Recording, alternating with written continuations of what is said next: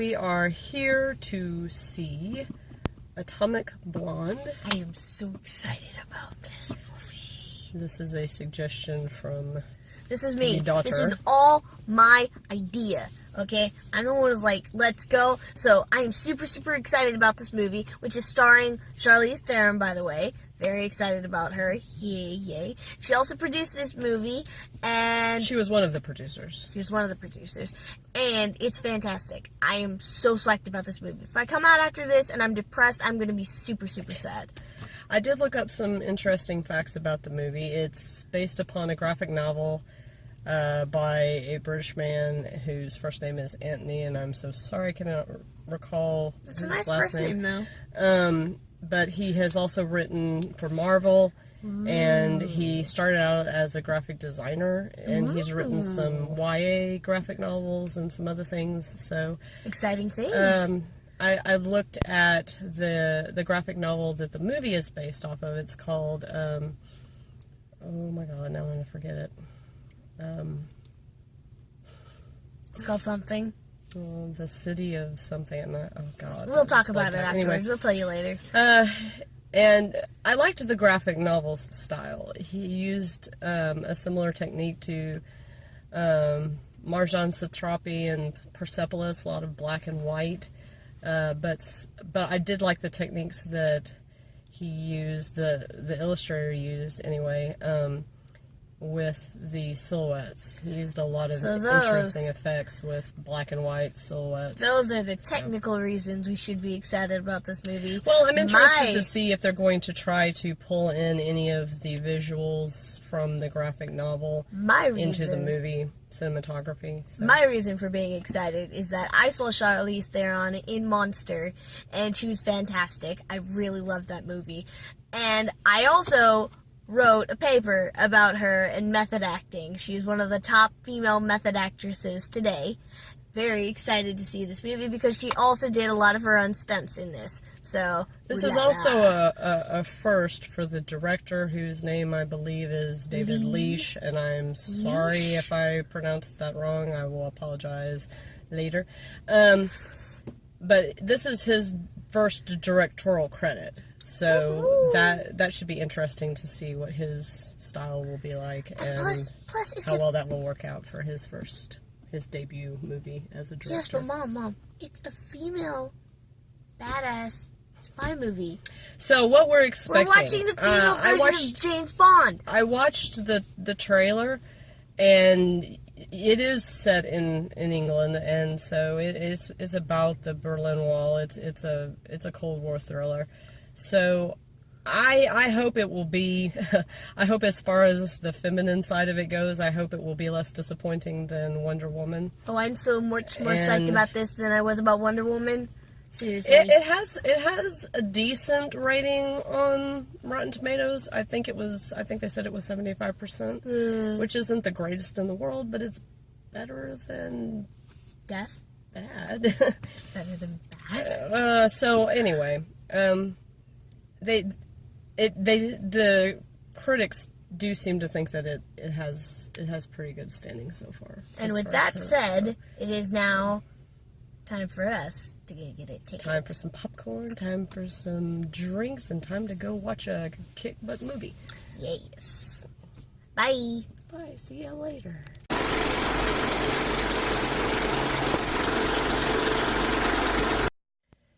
Hey, we just saw Atomic Blonde. Yes, we did. And while we were waiting for the movie to start, I looked up some of my misplaced facts and found out that the graphic novel's name was The Coldest City, and the guy that wrote it was Antony Johnston. So, just to correct that and make sure we're on the same page, and so that I don't, say horrible misinformation about poor writers. Poor writer. Yes. And, okay, so, let's just go through the list and talk about some of the things that we noticed.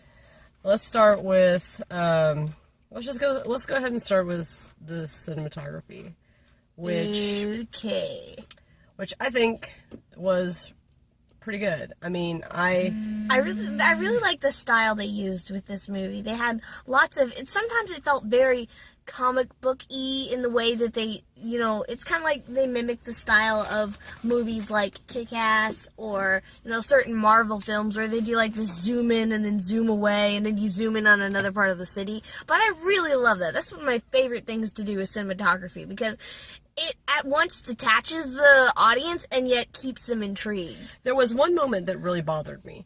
And I want to bring it up because when they were in the bar and they had the scene where they were talking, they did this like superimposed fast thing where it was like chopping between scenes really quickly. And they only did that once. And it was just for the scene where she okay, by the way, spoilers. Yeah, spoilers. Just for the scene where she meets the guy that ends up supposedly being the turncoat. And it was just almost a little too jumpy, and it felt like it was almost nausea-inducing, but like I said, they only did it that one time. It was over very quickly. She's speaking for everybody with epilepsy and all these medical issues. No, I'm not meaning that. It's just that part of the cinematography I didn't think was as smooth as it could have been. And I know they did it on purpose, but even the effect wasn't, I don't think it gave the kind of effect that they were going for. It didn't feel appropriate to the moment either. So, whereas I could have forgiven it if they were trying to go with a particular technique there, it just felt like, oh, let's just try this cool doing this phase. And that just felt jarring to me. It wasn't necessary. I was glad that they didn't do any shaky cam stuff. And the other thing I was glad about is even though this was a comic book style movie, they didn't do a lot of that slow start and then pause and go really slow and then fast again and then they didn't do that. In fact, there was no slow motion at all during this whole movie. Come to think of it, it was kind of what cool, I loved though. about the action scenes is it felt like it was very real. Like it just was all in one take. Yeah, I didn't feel like there was as much cutting as you see in a lot of the action films. Yeah. Where it felt like you just had camera guys standing around. And I know that there probably were plenty of takes, and if I went back to watch it again, I could probably see, but okay, yeah, they cut here, they cut there. The first time you see it, but it felt seamless, especially the one at the end where she's nearly getting her butt whooped. And it looks like you're seeing it all from one take. Yeah. It looks like it was just completely shot in one go, and then they didn't have a cut or they didn't have a second take, which was, I think, a neat effect. Very impressive, certainly. Yeah, it made that, at least the action scenes seemed a lot more realistic. I didn't feel like this was comic book style action scenes. I actually felt like I was just seeing somebody, from like the Fly's perspective on the wall, that you just happen to be seeing this action scene happening. So, kudos for that. Kudos to the person who thought up the costumes for this, by the way. Because I realized coming out of the theater... Shut up. I knew coming out of the theater, I realized that the actress, the one who was the Atomic Blonde, never wore any color besides black and white until the very end, which she wore red. That was cool. Charlize Theron? Charlize? Yeah. Charlize Theron. It's Charlize. Charlize Theron. Okay. Yeah, I thought that they were going to overdo it, but I feel like the costuming made sense. Now, I know we're kind of skipping from cinematography to costuming, but that's fine. No, it's under cinematography. It's not setting and it's not acting, so it's under cinematography. That's really its own thing, but whatever. Shut up. It counts. Be quiet.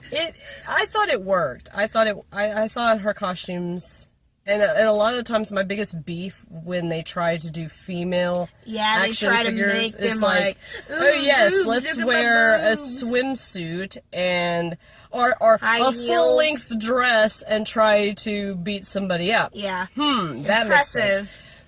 But I didn't feel like that was the case. I felt like the costuming made sense. She wore pants quite a few times. She also wore flat boots. She wore dresses, but the funny thing was that she kind of adjusted her costume. You could see her actually adjusting her costume like she would had it been a real action scene. It wasn't like, oh yes, let's make this beautiful costume and it's not realistic. You could see her realistically adjusting the costume to my favorite one was when she was wearing that all black trying to protect this guy, and she ends up and she's beating all these guys up, and at one point they're all just woozy and they're just like trying to attack each other. Yeah, that's what I was talking about. But the point was that she started out with this black coat, and I was thinking, you're not going to be able to see any bloodstains on that. And then by the end of the action scene, by the very, very end, that poor coat was ragged. It was destroyed, and I was sitting there going, wow, that is very convincing.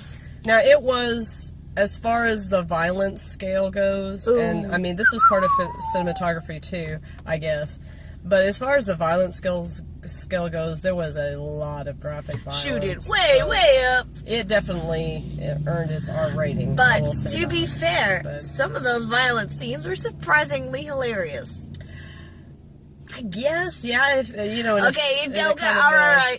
For the delicate sadistic humor of people, I'm sorry. I admit it. I mean, it was kind of gory humor, but the humor was there, and there were certainly those moments where you were like, "Yes, please kick his butt. Please kill him."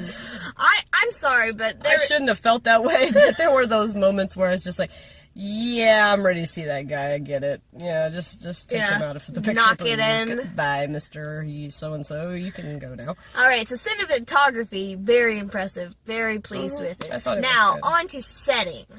Wow. Can I just say, wow. For something that was placed in the Cold War, I mean, historically wise, they really did a lot, and I'm not a big history buff. It was mostly in East and West Berlin during I'm sorry, I'm not a big history buff, and I really didn't, I mean, I know the facts about the Cold War from school and such, but I have never felt... lived through it. I have never felt so close to a historical moment of understanding something like that. Seeing, I mean, the fact that they used they did a good job of portraying it. They really did a good job of using the historical news from that time period to keep you in the loop of what was going on. Two things I liked, and I'm pretty sure you didn't pick up on it because it's not your time period, but it definitely was mine. They used the newsreels, they used cultural icons, I should say 3. They used cultural icons, and the music. The music was all 80s music. A lot of Depeche Mode, Flight of Seagulls. I mean, all of these. They used Ice Ice Baby at the end, and it was good. It was Under Pressure. It wasn't Ice Ice Baby. I mean, the tag is. I know the tag is from that, but it's actually Under Pressure is the song. My bad. Anyway, but it's a lot of 80s music. They used a lot of Depeche Mode in this, and I heard at least 2 or 3 Depeche Mode songs that I recognize, and like I said, they also used Flight of Seagulls. I think they used Flight of Seagulls, a haircut. Voices Carry. They used that. They used a lot of 80s music, and it was 80s music that went along with around the time that the Berlin Wall was about to fall, too. So they were even more accurate. It wasn't early 80s stuff. It was definitely the end, the last part of the 80s, early 90s stuff.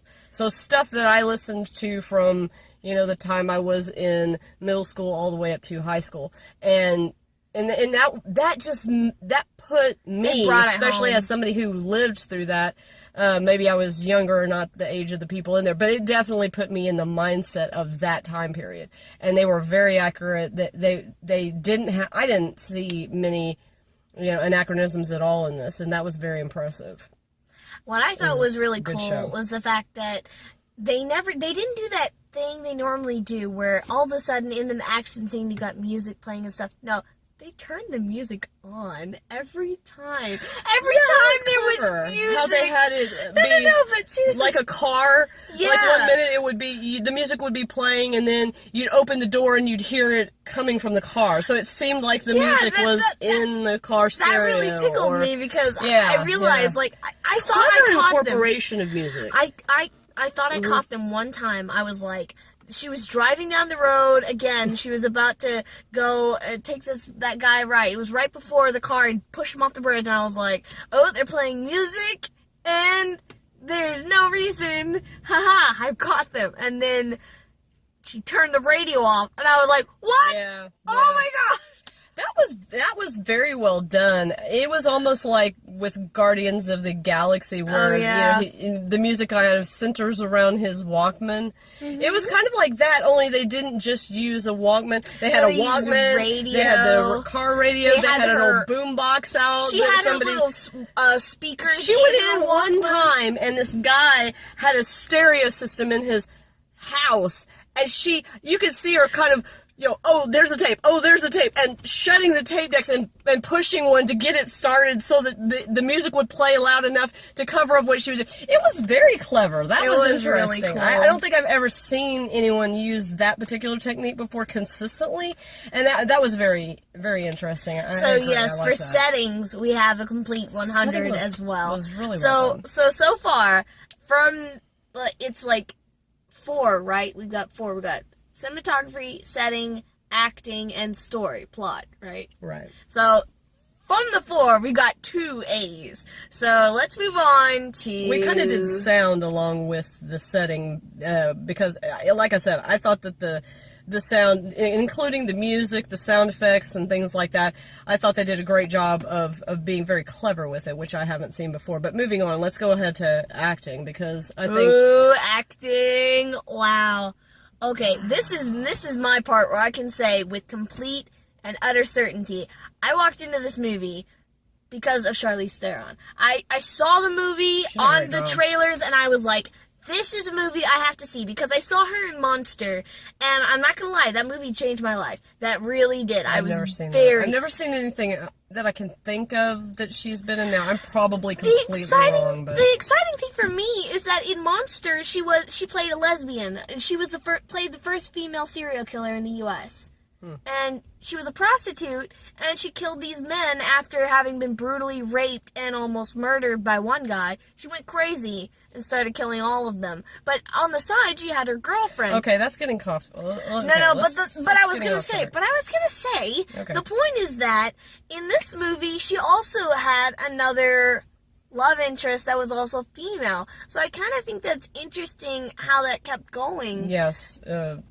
And for those of you who are not interested in the, I'm just saying, as an acting, she did a really good job.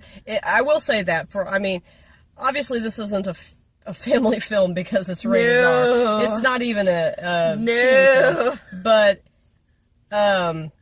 even going into it knowing that and knowing to expect that, I don't think it was as bad as it could have been. Oh yeah. And the violence was bad, don't get me wrong. It was explicit, but even then, I usually, if the violence gets really bad, I'm one of those people that just won't look at it. She can't watch it. And there wasn't, and I know a couple of times, like, you tried to hit me or bag to cover my eyes, but I didn't really feel like I needed to, which was odd for me.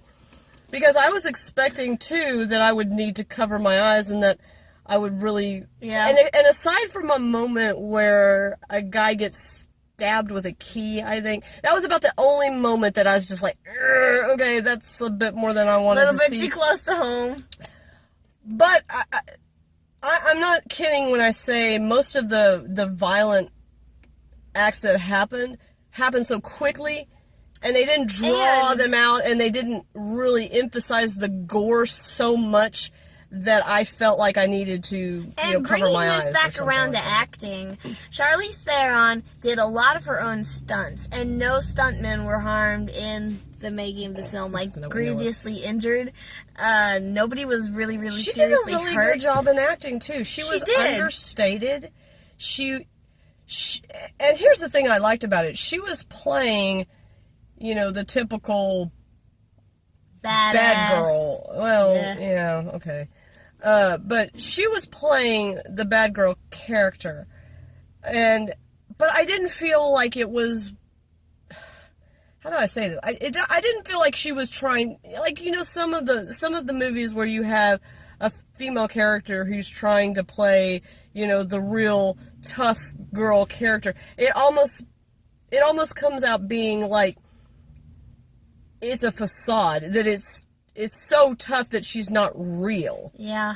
And that no one could be that heartless. You know what I'm saying? I kind of feel like there are tough women characters where it's just too much. They lose their humanity. But what I liked about what she did is that she was tough. Oh yeah, she was super tough. But I also felt like she had compassion. She did care. She cared about the guy that she was trying to get out of East Berlin. Yeah. She cared really about the French operative that she was trying to help out.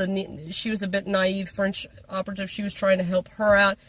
You can really tell she cared about her, and it was just subtle things. It wasn't over the top. Yeah, it either. wasn't like she broke down or cried or anything. But it was more the fact that in the way she acted, she kept it to where you had to pay attention to what she was doing to realize what kind of character she was portraying. I think the best word for her is reserve. Yes. She really played a reserved person very well. She did that very well. Where it wasn't that you felt like she was uncompassionate, but that she wasn't going to reveal how she felt about anything. Which is exciting in terms of Monster, because then she played like a redneck who was very, very emphatic with their emotions. In fact, so angry sometimes that they couldn't even speak what they were feeling, And it's kind of cool to see that transition between those two characters. She did a wonderful job of not to ruin the movie for anybody too much, but she did a wonderful job of faking me out several times because, like I said, it was that reserve. She wasn't overplaying her role in any way. I didn't feel like at any point that I could say, oh yeah, she completely gave that one away. Yeah, and I know. Let's just give Charlize Theron a good one, but kudos to the rest of the actors, too, because I was completely... it's just like Spider-Man, I walked in there and I was like, I got this, and what? He's the dad? It's kind of like that, and then John at the Goodman very end... was in there. He did a good job as the United States head of the CIA. And so did the guy, the head of the British Intel. He was very good. I enjoyed that. He was funny. Yeah, and I can't think of his name, but he did a really good job. And I also thought, as my personal, I hate you, I'm so glad you died, but you were a great ass bad person. Anyway, the guy that played opposite Charlize Theron, forgot his name. Wow, was I so satisfied when she killed him. Oh gosh, I should know this. Because I looked this up and I wanted to remember it because I looked at all the stupid credits when it rolled too, and I can't think of his name now. That's very unfortunate, but I just want you to know, kudos to that guy. He did a great job. Yes. He was a really good slimy type person who you kept going back and forth. And I think he helped too to make her reserve, to make those moments very understated so that you really didn't know for sure.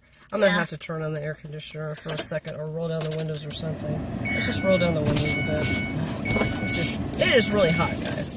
I'm sure you've probably heard this from more reviewers than us, but it is very hot. Summer. Right.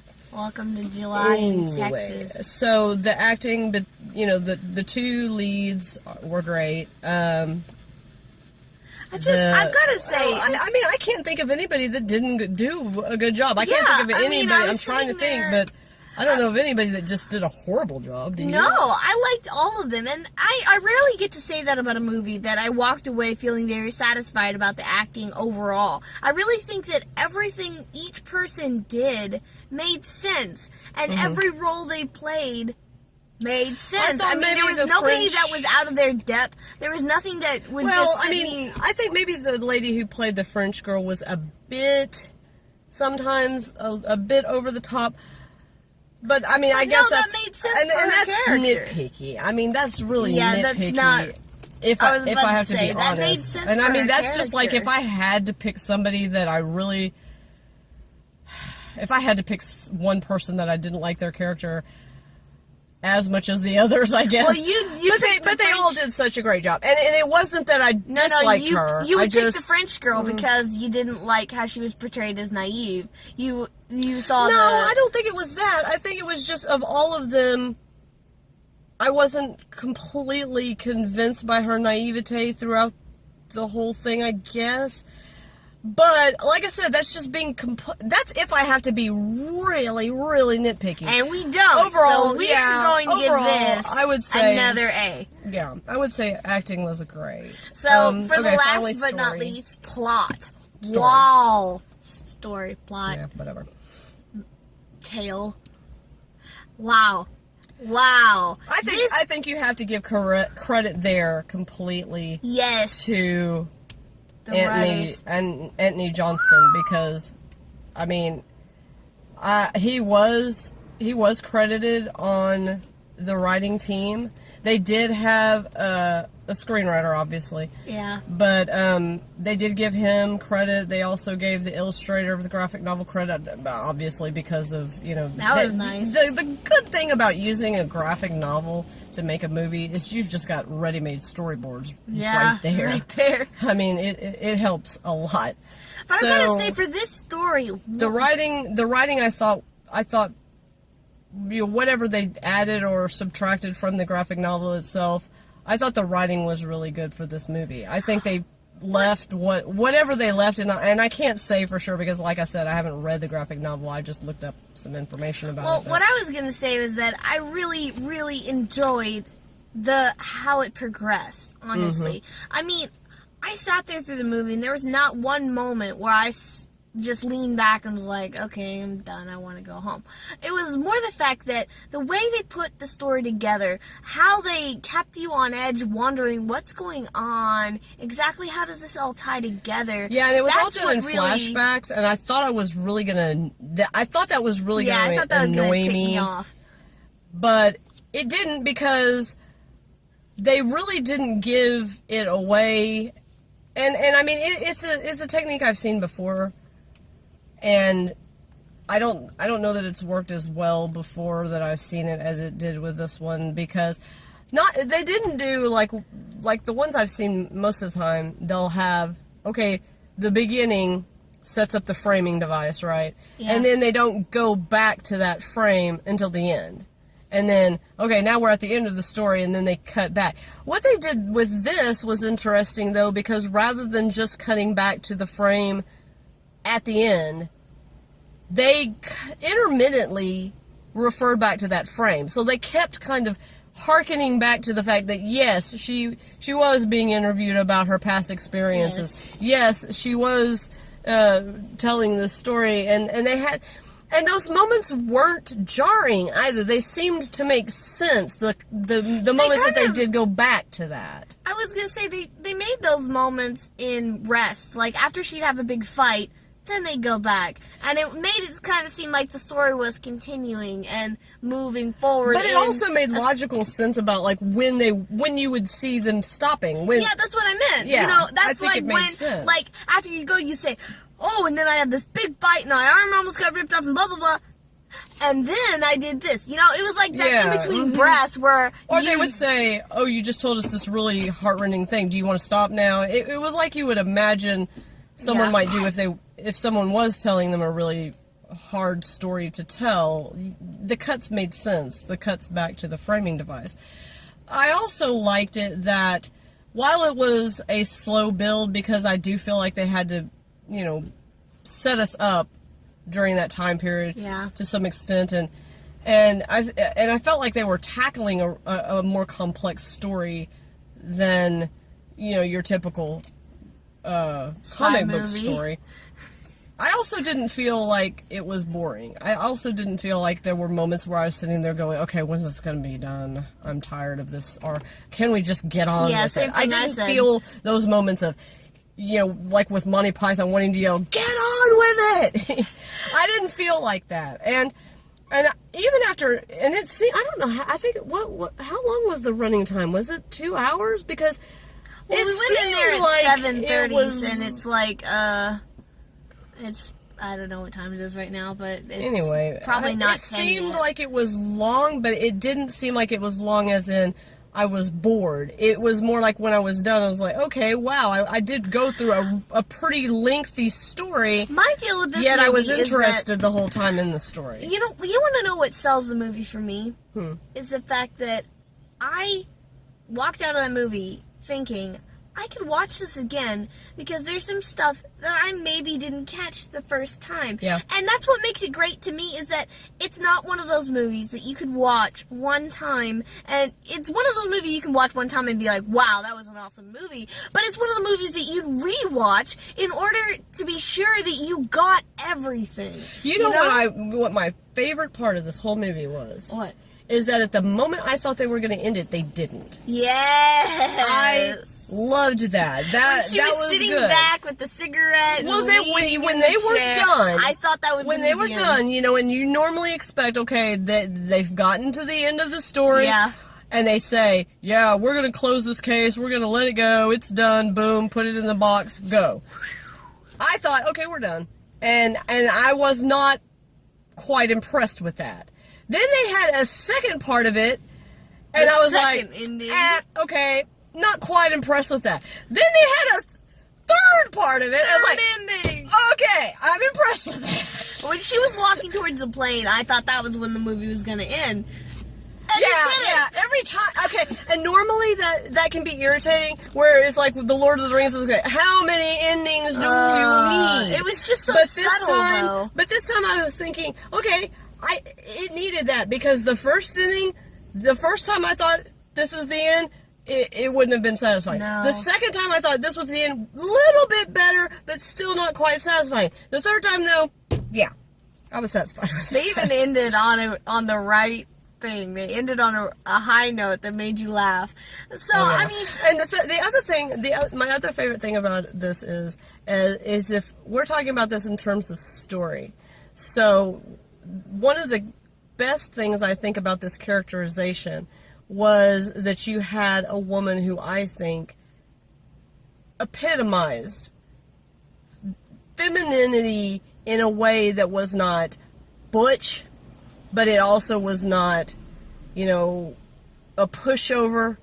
She really was a strong female. And that's kind of why I really enjoyed this movie. Oh, yeah, I was so glad to see that instead of what happened, like, with Wonder Woman. I was like, this is our Wonder Woman. Where was she? I mean, this is our Wonder Woman right here. And what really made it great was the fact that, it's like you said, the character that Charlize Theron played never went as far as to become totally unrelatable. I'm sorry, but that was one of my biggest issues with Wonder Woman. And what I really enjoyed about this movie was the fact that every couple minutes I think to myself, wow, that is awesome. I can see myself doing that. But I also didn't feel like she did it in a way that was unfemale, I guess. Well, okay, whatever that means. But anyway, the point is okay, well, what I mean by that is, okay, you see some of these action movies, right? Yeah. And you see them fighting, and the way they fight is very male. Just like with, okay, Wonder Woman. It's like the superhero landing. Boom. Well, no, it's okay. We've seen men fight, right? You see they run out with their chests going forward. How they hit each other, how they kick each other. What I saw in this movie was I saw a female's fighting techniques. A female who knew that she was not going to have as much power in a punch as a man would, but she's going to make it count. Yeah, what I did notice on that note, every time Charlize Theron was in a room, she never hunted. She waited while they tried to hunt her. She let them come and to then her. She used their masculinity against them. She used the fact that they would never stand still and wait for someone to come for them, and she used that as an advantage. She had more patience. Every single time it worked. She got the drop on them in so many different ways, but the point was that when somebody was coming for her, she was up against the door waiting for the right moment, and it meant so much to me that was not that was something that was entirely relatable. Well, you also saw her using a lot of martial art techniques. Like, she used a lot of throws. She used a lot of balance points where you would see her grab their arm, twist it, and flip them over because she could get them over her shoulder. She used what she had. It looked like real fighting. It didn't look like they were letting her win, in other words. No, it was. She did. She studied combat or that martial... or that she had a super human strength. Because I think that's where a lot of action films with women go wrong. They either try to make the women look like the men are letting them win, or they make it look like the female's stronger than a normal female would be. Yeah, so the guys are intimidated and run Because away. when she gets hit, you feel it. I mean, I felt like, oh, wow, they hit that woman hard. It wasn't like, oh, yeah, I'm going to elbow you in the chest and you're just going to sit there and act like nothing happened. You could feel her when she was taking blows, but that also made... But she also, when she was delivering blows, that looked just as convincing because... She delivered them like you could almost feel her pain in delivering them. The point is that it's like you said, she didn't do anything that made it so far out of the realm of possibility. Everything that she did seemed like something a person who had studied martial arts would do. Like when you and what I really appreciate here is that fighting. what I really appreciate here is that Charlize Theron did study a lot of martial arts, and she did those stunts herself. So that is, in fact, a real woman doing those real things. And, I mean, some things you can cover with stuntmen, and some things are just authentic enough to make you appreciate them, and that's part of what I like about this film. But even if you use stuntmen, there's a good way to use them, and there's a way to use them that doesn't work. And I think in this movie, they went with the realism. The way they work. And it made this movie less like a comic book movie and more like a historical documentary. Yeah, so let's just say we give this movie a really good job. I really enjoyed this movie. I'm so glad I came to see it. I'm so glad I picked another movie. That was awesome. I'm going to start a streak. I'm serious. I'm going to start saying I told you so at the end of the movie. Oh, stop it. Yes, no. That's going to be it. All right, so in results, I would say, 10 out of 10. Go see this movie. Seriously. If you like movies that are based on comic books or graphic novels, it's a must-see. If you like good action movies, it's a must-see.